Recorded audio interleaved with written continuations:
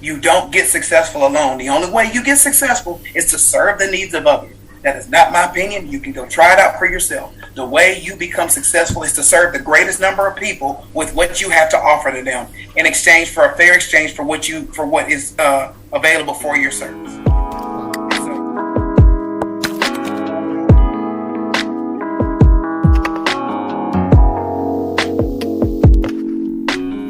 Our weaknesses lies in giving up. The most certain way to succeed is always to try just something new one more time.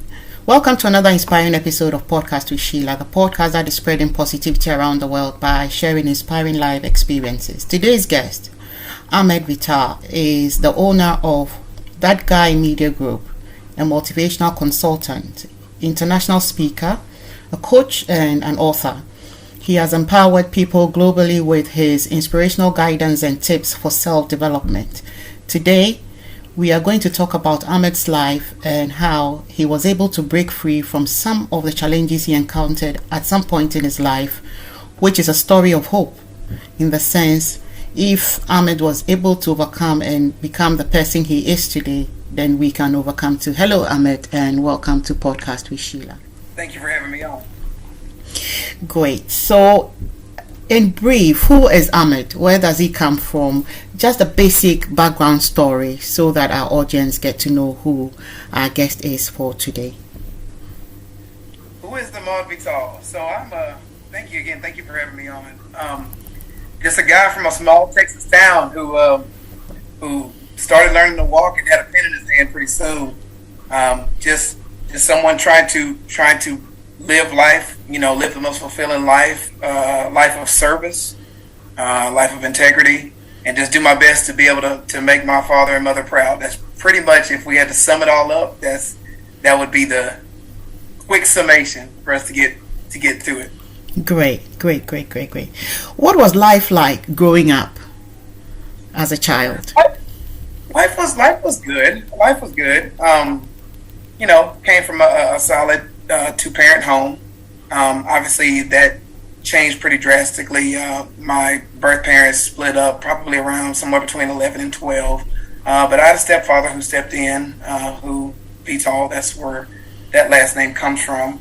And it was good. I will say that regardless of the father who was in the home, it was always about personal responsibility, accountability, responsibility, and just no excuses. No entitlement. It was all about, you get what you it's like you get what you earn. You go out and work and you work for it. There was no, these things are against me, or I have some, overarching force keeping me from doing anything. No, both of my fathers are educated men, men of integrity, men of value who stressed hard work literally from the time I was born. There was no free lunches. There were no easy days. More was expected all the time, and that's what drives us. A lot of what drives me today. Do you think there's one specific childhood memory you can recollect that shaped your life to the person you are today? There's so many, but I'll focus on one. Somewhere between 10 and 12 years old, my father put me in summer track, and I was pretty good. I was winning some races, but there were some times when you didn't win and things didn't go quite as well as you thought they would. And I remember one track meet I was at, I crossed the line in 5th place, and what they would do is they would give medals for 1st, 2nd, and 3rd, and then everything through 6th they would give like a ribbon, purple, green, and I can't remember the other color. And I remember just being sick to my stomach crossing that tape in 5th place. I mean, the tape is already on the ground by the time you're coming across there. And I remember just being upset. I'm a preteen at the time. And I remember my father and mother were in the front seat, and my mom wanted to console me. And my dad just gave her a look and was just like, let him take that moment in. Let him know what that feels like. Let him take all of the loss in. And it was a beautiful moment. I didn't realize how much that shaped character, to where that's a lesson that every young man needs. And I was grateful to get that early on, where it was just like, I don't like the feeling of this. So when I go back and practice again, how about I do what I need to do to put myself in a better position where this doesn't happen again? I'm not saying it won't ever happen again, but it put me in a position where I developed a work ethic that it really I still embody today. And that was a great time, but it was not very easy to deal with losses in that type of way, because I realized over time I never did really enjoy losing ever. I mean, even still today, I'm not a big fan of it, though I know it's part of the process. Wow, I think those were some good all day straightening in the which I think most of our children are lacking now. Most of us parents are a bit lax on our parenting skills, but when we look back at the way we were brought up, I'm not too old, and I believe you're not too old as well, but when we look quite back at the kind of parenting skills we had compared to what the children are getting now, it looks like parents have loosened up a little bit. And I would like us to talk more about it in relation to you working with the youth later part in this interview. But let's move on to the next, which is after your 33rd birthday, right after your first book was published, something memorable happened. Share with us what happened and how that whole incident impacted your life. You probably are referring to the week my book was officially published, Awaken the Baller Within. Yeah. For all the authors out there, they know how it works. The book is published and the author sends you your batch of copies, typically somewhere between 10, 15, whatever the deal is. And I remember getting my hardbacks in, and I had one ready for my father. They came in, I was just like, yes. So at the end of the week, on Saturday, when I'm done with the work week, as we know, I'm going to go out, I'm going to sit down with the book, have that father-son connection. Yeah. First published book, here it is. And that was the same week I celebrated my 33rd birthday. Well, the night after my 33rd birthday, my father died. I had no inkling that he was sick to the point where this would be the reality. But it was the reality. And at the time, I want to say I was growing in my faith, but I wasn't growing in my faith in a way that was healthy. I was dabbling into some religious practices where, it was around the time when The Secret had come out, and, the thoughts are things, the manifestation and all those things. So I'm just like, all right, as long as I think it and I believe it, it's done. Yeah. Like, there's nothing that could ever stop what I want to create. And I remember at that time, I was really set on the fact that my father was going to walk out of the hospital, because I prayed on the way over. This is after my mother had left voicemail after voicemail. The phone was in the other room. Anybody who knows how that goes. Your phone's in another room, you come back and there's voicemails and you're checking them, and it's just like, oh my goodness, I've missed all these calls over the last 15, 20 minutes. Yeah. I was talking with my, at the time, fiance in the other room. So I'm driving down there and I'm just like, yeah, my mom says my dad's dying, but, I've already prayed to God. This is not what's happening. And of course, I get there and it's, full trail of tears. It's, 9/11, all the most horrific things that have happened in history, all had hit my mental at that same time. And I remember just sitting there looking, and I was just like, God, you said my father's going to walk out of here. And I'm looking over at the situation. It's like, it's not looking too grim, but again, I believed I could make that happen. And of course, somewhere between 4:50 and 5 o'clock, my father did die. And I remember going outside, having a conversation with God, and I'm screaming, I'm crying. I mean, just to be honest with you, I'm pissed off. Yeah. Right? People say, oh, you can't talk to God like that. That night I did. Not saying it was right, but that's what I did. That's what I felt in the moment, because at that time I felt like God betrayed me and he wasn't listening. And I was like, God, I didn't ask you for too much. I just asked you to make sure my father walks out of here. I didn't ask for anything else. I got a new book coming out. I didn't ask you for a bestseller. I didn't ask you for my first $1 million. This is all I asked you.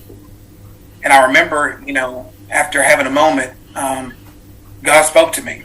Still small voice spoke to me and was like, I hear you, son, and I never left you. But I do want to tell you that your father will walk out of here, but he's going to walk out of here as you. Everything he's given you, the integrity, the work ethic, all of these things that you've asked for, he's given to you. So now, why don't you honor your father? Why don't you honor me as your heavenly father and honor your earthly father in a way that we've called you to be? Now go out and be the man your father has called you to be. And it was like a mental freight train just hit me in my chest, and, you know, shortness of breath and all of those things.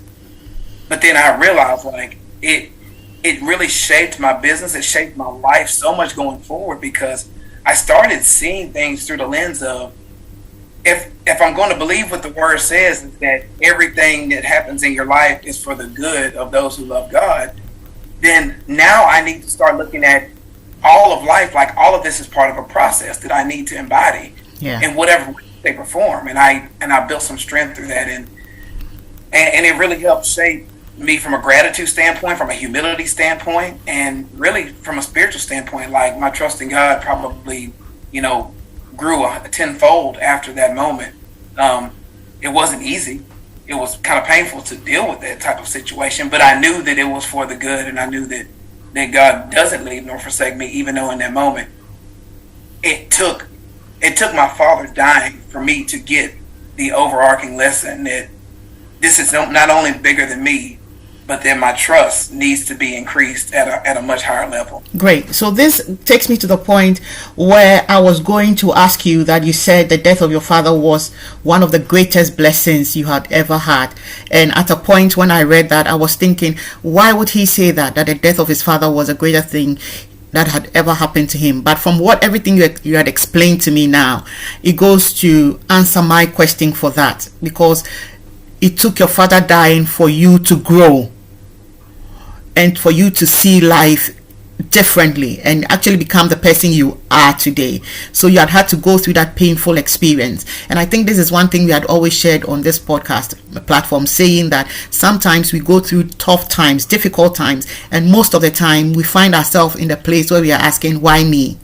Why me? And even when it happens to me, sometimes I take a grip of myself and then I ask myself again, if not you, who should it be? Because if everybody's asking why me, then who should be the one going through it? But then sometimes we need these experiences to shape us or to prepare us for our next level, obviously, because it means that you are moving forward. And I think that recently I had listened to somebody share a message, and the person said, if you live through life and you don't have any experiences, then you should know that you are not going anywhere. I think the person said, if you live through life and you don't have any challenges, then know that you are not going anywhere. Know that you are not making progress in life. Know that you are not being successful, because it takes a lot of hurdles or challenges in life for you to make the next step. So if you're not having any challenges, you are just enjoying life, just as it comes, with no challenges, nobody coming at you, nothing coming at you, then you know that you're not going anywhere, because every challenge is meant to build us and shape us for our next level. I don't know if I'm making sense, but it proves exactly what you just said to us now. It took you going through that painful situation to actually become who you are today. So you talk about gratitude, service, and impact, and you say that these three words turn your life around. How did you do that? I settled on the idea that there needs to be a reason why you do what you do. If you just do things without thinking, that's drifting. You're going to end up somewhere where you didn't plan to be there, and now you just end up in a certain spot and you don't know how you got there. Yeah. And because of all the lessons between my father dying, me, getting a mentor who really taught me the value of gratitude. Gratitude and service was like the two things that, and obviously he's still in my life now. He's like a brother, father, minister, coach. Like he wears a lot of hats when it comes to me. But service was one of the greatest things he taught me on another level as an adult. Obviously my fathers had given me that spirit as well, but he really showed me more of the application, because now I'm grown, I have some resources, and I'm able to utilize that and leverage that in a way to where I can be beneficial to others. And so when I say that every action I do throughout the day needs to involve those three words: service, impact, and gratitude. Well, if those three things are the the fuel of my actions, I feel like every action will be of a benefit to others and myself. Because if you're leading with, if you're a cheerful giver, giving from the heart, and wanting to also be a service to society, a service to mankind, a service to your family, a service to your community, well, there's no way, there's not a return that comes from that. Because you doing for other people is the greatest. That's what we're called here to do. Exactly. Well, we're not called here to accumulate stuff. We're called here to be an impact and be a light for others. Yeah. To be of benefit to society, to help future generations, to honor your father and mother. Like that is the honoring of your father and mother. Why? Them pouring into you and you pouring it into someone else. Otherwise, what are you doing in life? What are you here to do? If you're not here to serve, what purpose are you playing? What role are you playing in life?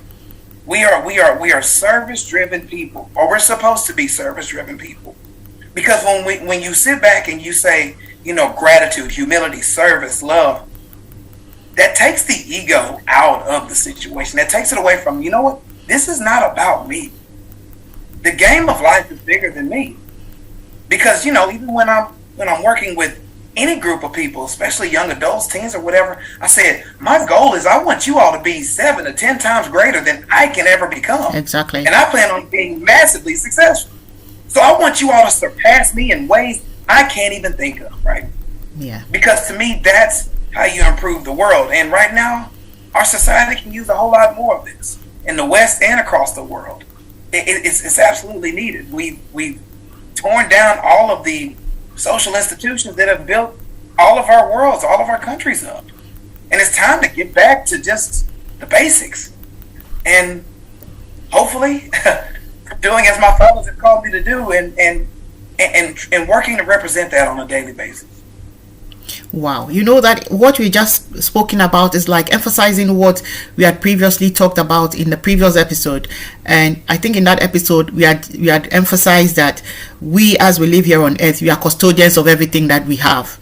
And we had gone on to say that if we understand as human beings that we are custodians of whatever we have, and that when you have something, you are not supposed to hoard it but to share it, then we will not have too many poor people or homeless people in the world that we live in today. We will not have children going to bed on an empty stomach, because if I have more than you and I feel I can share what I have and not hoard, then the world will be a much better place than it is today. And it looks like we are emphasizing that in this episode as well.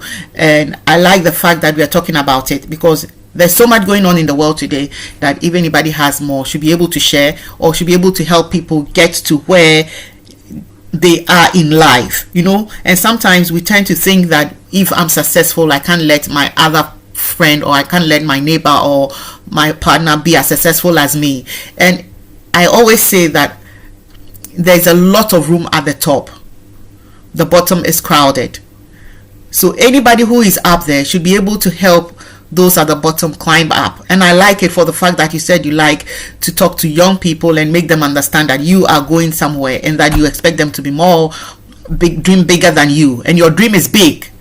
In saying that your dream is big. So if they're going to have to be better than you, then it means that you're going to have to work very hard. And I like that for the fact that you're giving them room for them to dream big as well, and not kind of shutting their dreams down. Like sometimes we get to hear in the society, you're dream too big, it's too big for you, you're too small to be dreaming big like this. What do you think? Kind like that. But you have a positive vibe to what you do for the children, and I like that so much. And that, I think that takes us to the next question, which is that you're currently working as a minister. You're currently working in ministry as a teacher, and you work closely with teens and young adults. Most people in this group are battling a lot with mental health. What do you think is the cause of this, and what can be done to salvage the situation? We're talking about mental health. Well, to be honest, what really is the source of all of this, we probably don't have time in this podcast. That would probably take us to a half-day seminar to be able to break all of that down. Because obviously the primary breakdown of the reason why a lot of our teens and young adults are in the dire straits they are is because the family has been completely decimated in just about every Western country up to this point. The breakdown of the American family and families across the West is the reason why we have so many issues. It is the reason why there's so much depression, because the honoring of the father and mother, well, when one of them is not there or one of them is displaced, and now we have a problem. Yeah. And so, and it's funny, you were saying how, there's so much room at the top and the bottom is crowded, and it's just like, how did we get there? Yeah.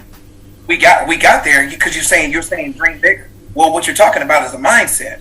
And that is what I try to share with my young people. Like, not only do I want you all to be successful, I want you to be godly. I want you to create, beautiful, thriving families. I want you to be able to build a bridge, because I want to help you get to a certain place, and I want some of you, to become the older version of me. Yeah. And continue this on. And so when you talk about the mental health situation, it is because there's so many societal norms that have been broken down, obviously starting with the family, but even with the gender ideology, with the sexual freedom, the overly the feminism movement, no fault divorce. I mean, we can go down the list. The entitlements, the welfare programs. None of these things have been beneficial for society. Exactly. Right? Because you just said, it's up to us as a community to take care of each other. Well, we can't take care of a community when the community has been broken because there's no family. If it's a bunch of if it's a bunch of loose puzzle pieces, we don't have a work of art. Exactly. So if everybody's homes are fractured, broken, and it's just a bunch of wayward kids running throughout the streets, there's nothing to build on, because we don't have a sense of togetherness. Exactly. It's like putting together. It's literally like putting together a puzzle, and you have all the pieces, but you don't have the box, the guide. Yeah. Because there's no family. There's no family structure. There's no church community. There's no community center. There's no where you can go to the local church and, hey, everyone, hey, can we help brother so and so? Can we help sister so and so? Let's, there are some bad times. Can we put together a food drive or this and that? But when society is teaching everyone to be individuals, teaching everyone, hey, go out and do what you want. You don't need any values. You don't need, you don't need to have sexual discipline. You don't need to have mental discipline and these different things like that. Well, if you're just out there being rudderless ships, there's no amount of money that can fix that. There is no like, they're always saying like, well, we need more funding. No, we need a better mindset. That's true. We need a structure. We need a structure that's going to work. When we had families that were together, what happened? All the families in the community will get together to help the person on the corner, right? Yeah. If someone lost a spouse, we'd be there to help them pay their mortgage and help them with groceries and things of that nature. Yeah. But when everybody's houses are individually run by loose pieces, and kids who don't know who their father is, kids whose mother is off doing something else, then now we have a problem. Yeah. And so I try to just be just a little bit of the glue, because obviously I've come to the understanding that I'm not going to reach everyone. It's just not the way it works. I mean, whether we're talking about biblical or whatever, you're not going to reach everyone. But you know what? If I can get a good enough percentage, and maybe one of them will be like, you know what? I love what Mr. Vital did for me. Let me go out and evangelize to someone else. Let me go out and mentor to someone else. Let me go out and mentor someone else. Let me pour into someone else. If I can get a good number of those, and others who are in my space as well, to go out and build, some young men up, some young ladies up to value their body better. Young men to go out and say, you know what, I'm going to provide and protect it. I'm going to build communities. If I can get enough of them to roll in that type of situation, maybe we can turn the tides on this. Now, there's some other things that need to happen from a governmental and society level, but you know what? This is grassroots. We're going to have to do this in the mud, in the trenches. And I've decided probably within the last 10 years, I'm willing to get in the trenches. I'm willing to get dirty. Yes, I am willing to die for this cause. That's where I am. And so the mental health is just the effect of a very, very deep-rooted bacterial societal cause, and cultural and spiritual. All of those things wrapped into one. It starts with the spiritual, it goes to cultural, it goes to political, and it goes to societal from there. But all of that has been totally just firebombed at this point in time. And so we're going to have to start off, obviously we're going to have to start off from the spiritual side of things, because we got to get these young boys and girls back to getting their minds right, understanding that there is something fulfilling about life, to answering to something greater than yourself. Yeah. And once we get to that point, then we rebuild. It's just a lot of work to be done. We're about 50, 60, 70 years in on this experiment. It's not working. Right? It's not been working. All this freedom, that type of freedom with no value, doesn't work. So you talk with so much passion, Ahmed, and I feel your passion from here, and I share the same sentiments. If you ask me, I think we are living in a society, just like you said, no values, and in a confused society. If I should put it like that, we are so confused. And I think not too long ago, just before the Christmas, or whilst in the Christmas season, a couple of us ladies were having a chat, and then we were saying, when we were young, I remember those days that when it's Christmas time, my mom will send some cake, some biscuits, some drinks to our neighbor. She's not asking for it, but it's nice to be neighborly, to give a card, a Christmas card. You're watching out for each other. You get it? When we were young. These days, in our time, when you knock on somebody's door during Christmas and you're giving them a gift, they look at you funny, because that kind of relationship is broken. It's been broken over time, and it looks as if you're giving me something so that next year I give you something, that kind of thing. But that is totally not it. It's just trying to build a relationship as you live in a community with your neighbor. And it used to be so fun. It was loving when we were growing up, and that thing is no more there. But when COVID came, a little bit of that trickled in, where your neighbor will give you a call and find out if you're okay. We were checking up on each other. I think because of what everybody was going through. Everybody was in a different state of mind at that time. So we were all watchful, we were scary, we were scared, we didn't know what the next move was. So COVID kind of brought a little bit of that back, but it didn't look like it lasted that much, because after the fear of COVID, or the grip of COVID, left us, we've gone back to the way we used to be. We don't care about each other anymore. Society has become so estranged. I don't know if I'm using the right words, but there isn't much love. There's more hate than love, and as children, I think the last time my little girl came home, and she said she was playing with a girl at school, and the girl said, "I hate your mom." So she asked her, "What did my mom do? What did my mom do?" Because a girl that will definitely not be my friend. So I've never had a conversation with a girl as young as 6 years old before. Why would she hate my mom? Why would she hate your mom? So it's either her parents are having conversations at home and talking about me, and she's brought it to school, or something else is going on. But my point here is, if a child as young as 6 is talking of hate, where is it coming from? It's coming from home. So I always say on this platform, if we want change, it begins with us adults. Whatever we feed to those young minds is what they're going to grow up with. These children have minds like sponges, and a sponge when the place is flooded, you drop a sponge in, and then it soaks up the water. And that is what we are doing to these children. We are feeding them with rot, with bad things, and we are reproducing our kind.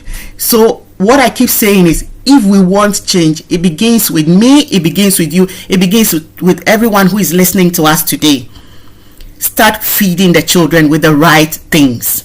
Then we'll start seeing change. We may not see the change now, we may see it a decade from now or whatever, but at least we've made a step towards change.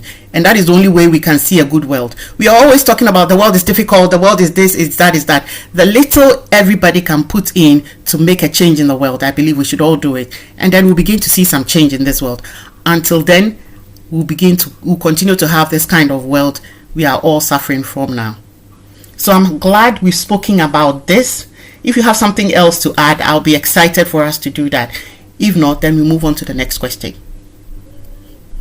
Well, just real quick, you mentioned about the COVID situation and how the young lady said, like, "I hate your mom." Like you said, obviously it did not come from her, because if you leave kids to their own vices, they're going to play with each other. They don't care. They don't care what you look like. Yeah. Kids are not talking about, oh, there's a lighter skinned person, there's a brown person, there's a very, very dark person. They don't care. They just want to play ball. Yeah. They want to play in a stand. Exactly. They want to throw dirt at each other. Yeah. They can care less. So, and that's where that whole what's being taught in public schools is so disgusting at this point in time. Like, you're splitting kids apart and telling them that, you're part of this group, you're part of this group. They're kids. They're kids. They're kids. They do not care. No, yeah. Right? In fact, the love from them is something that can probably be taught to adults, but it's adults putting that nonsense in their head. Like, the whole gender thing. It's like, oh, this kid decided he's not a boy, he's a girl. Yeah. How? That's a very complex conversation that no kid knows how to do. Yeah, exactly. Kids don't know what's going on. In fact, boy or girl, they're still trying to figure out what their body is doing through changes, through puberty. Yeah, exactly. Right? What is these weird feelings I'm getting in my chest and in my head and in my body? And it's like, oh, well, there's something else. They don't know that. Have you been around a kid for more than 10 minutes? They don't even know how to eat properly. Why? Because they have to be taught. Yeah. Right? Yeah. You can leave a teenager to his own vices. I've always jokingly said, if I left my teenagers with $200 to be at home for the weekend and do what they wanted to do, it would be nothing but Sour Patch Kids, chips, pizza, and junk. There will be nothing green in there unless it's a Skittle. Right? It'll be nothing but candy and junk. Why? Because they don't know any better. Exactly. They don't know about the food pyramid. They don't know what's healthy. Exactly. All they know is junk, and they're going to go on their own vices. So you're absolutely correct. And during COVID, we did have a moment when we did come together for a second. But it's interesting. The second society and some of the political leaders saw that. They were like, oh, no, we can't have unification. We need to get them turned back against one another. Yeah. Go back into your house and sit in there and just soak with one another. We don't want you getting together. We don't want you fellowshipping with one another. Yeah. We don't want you sharing beautiful ideas. We don't want you loving on each other. You stay in the house and do what you're told. Yeah. The second we started to bring back some normalcy, no. We can't have that. Yeah. We need this. We need dysfunction. We need, hatred. We need political divide. We need, all of these other things. We need, red versus blue, white versus black, Hispanic versus whatever. Like, we need people pulling each other at the seams apart from one another, then to come together. That's what happened through that. Wow. I like all these points we've shared today.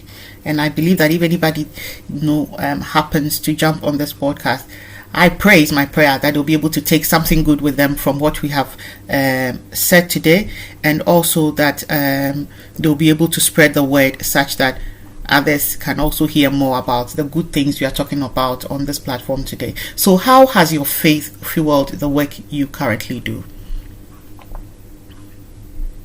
My faith has been literally the fuel of life. There is no life without faith. Without God, without Jesus Christ as my Savior, I am absolutely nothing. I'm just a walking piece of meat, just a suit. Yeah. Because of all of that, I live, move, and have my being every day. I wake up with a sense of purpose, with a sense of fulfillment. I don't wake up wanting to be like, oh, I just want to be happy today. No, I want to have fulfillment. I want to go out and be like, how can I serve today? Yeah. Not what can I get, how and whom can I serve?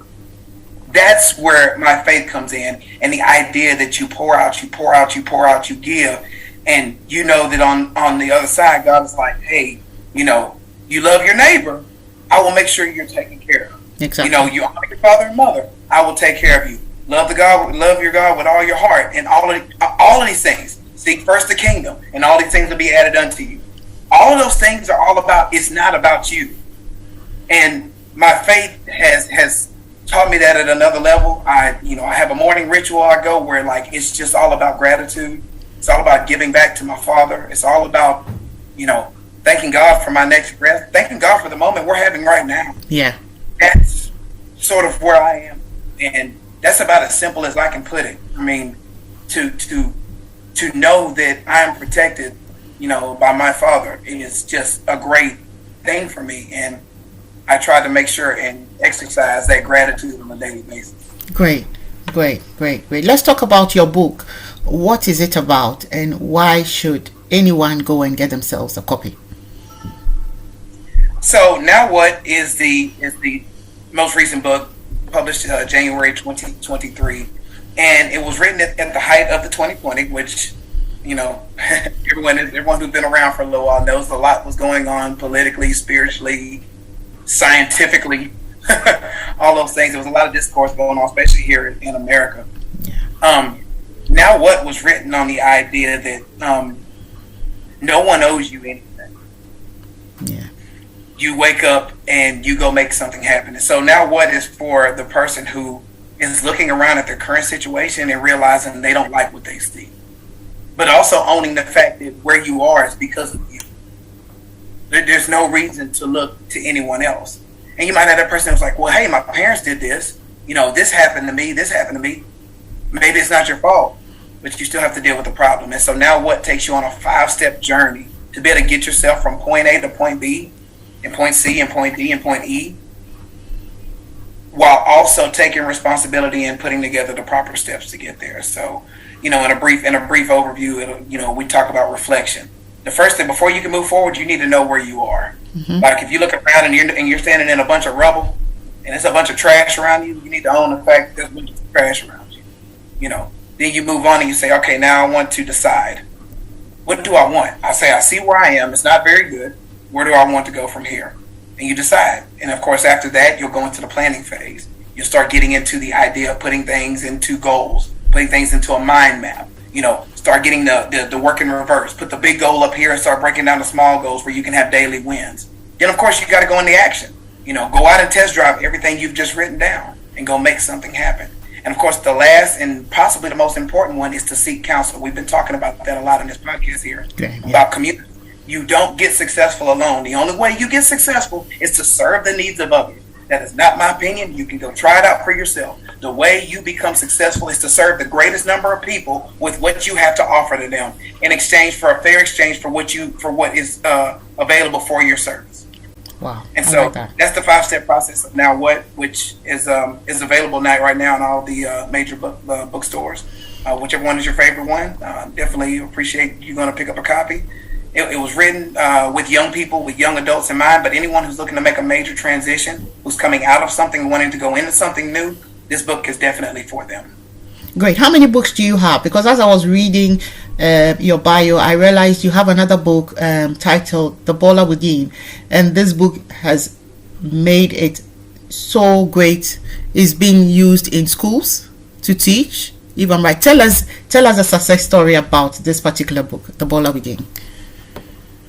So Awaken the Baller Within was written back in 2011, I believe. So it's coming up on like 12 years old now. And it was written at a time when I was working with Fox Sports. I was working with athletes quite a bit, and so we were working through all of those different things.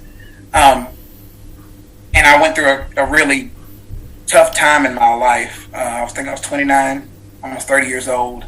I was in a relationship that just didn't work out. Went through a deep depression and all those things. So while I'm sitting up here working for national major publications, writing for them, at the same time, I'm having a total meltdown over here. So when I hired my mentor, he brought me on, and, we're working through some things, and he put me on to spiritual and personal development. And it was a beautiful thing how that was working out for me. Sitting there looking at the idea, I started reading. Awaken the Baller Within was birthed out of the idea that I had been working with high-end athletes for some time, and was doing a lot of great work with those young men, and understanding what it is that made them successful. How were they able to be able to score the touchdowns, to throw the passes, to be able to make plays on the defensive end? What was it that separated them from other athletes? And I wanted to know the mental side of things. And obviously, as a very huge advocate of Napoleon Hill, Think and Grow Rich, I did the same thing he had did, but with athletes. And so that was sort of the backdrop to be able to work through that situation. And so I settled on 3 things: dream building, goal setting, and a relentless pursuit to greatness was 3 of the foundations. I found out that all of those athletes, I did close to 100 interviews of young men who were successful at the college and the pro level. And so all of those things ended up sort of coming together and working out for the good of all who are part of the project. And all those guys are extremely successful right now. So that book did end up getting used in quite a few high schools and colleges. A lot of them were very open to the message because really sports was only used as a metaphor. It was just a metaphor for life. That's why I always use the tagline, keep showing up on the field of life, because I'm taking the athletic side of things and turning that into a bigger concept of using Awaken the Baller Within. You can awaken the lawyer within. You can awaken the teacher within. You can awaken whatever, because we're all ballers on the field of life. That was a great and amazing thing. Great. Now, if you had a mantra for our audience today, what would that be? I'll go with a quote that can go with something that can be beneficial for them. And it's not my quote. It's my father's quote. Great. He shared this with me when I was young. He said, live the best life you can and give it all away. Great. Live the best life you can and give it all away. Give it all away. Okay, what would your final message be as we wrap up? Don't try to live life alone. Establish a community. Whether you're a man, woman, boy or girl, male or female, you need a council of people around you. You obviously need a mentor along the way, but I say you need a minimum of 3 people. I'd say 3 people is a good number. You need 3 people around you who can pour into you, preferably older people, someone who's successful, someone who's righteous, someone who has values. Get a council of 3 people around you and have them help you and hold you accountable for living a great life, living a fulfilling life. You don't do life alone. You're going to need people around you, and some people are going to need to pour into you, and you're going to need some trusted people to be able to make this happen and make this work out for you. So find some people who love and respect you, but who also will hold you accountable to be able to help you work through life and all of the challenges spiritually, professionally, financially, in all of these different ways. Go find you some community, whether it's through a church, community center, wherever. Make sure you get that in your life, because it's going to be one of the greatest choices you could ever make. Wow. I like that. We would like to say a massive thank you, Ahmed, for coming on Podcast with SHEILA today. Well, thank you for having me. Great. If you've been listening in, this is Season 2, Episode 80 of our podcast series, where we bring seasoned guests with inspiring life stories and experiences to share with us. Do not miss out on all these lovely experiences. Subscribe and be notified when a new episode is released. Whilst at it, please drop us a rating. We have a video presentation of this episode on our YouTube channel. Just search for Podcast with SHEILA on YouTube and you'd find us. Our prayer for you this week is that you never give up, no matter the challenges that comes your way. If others did it, you can do it too. Until we meet again, have a brilliant week.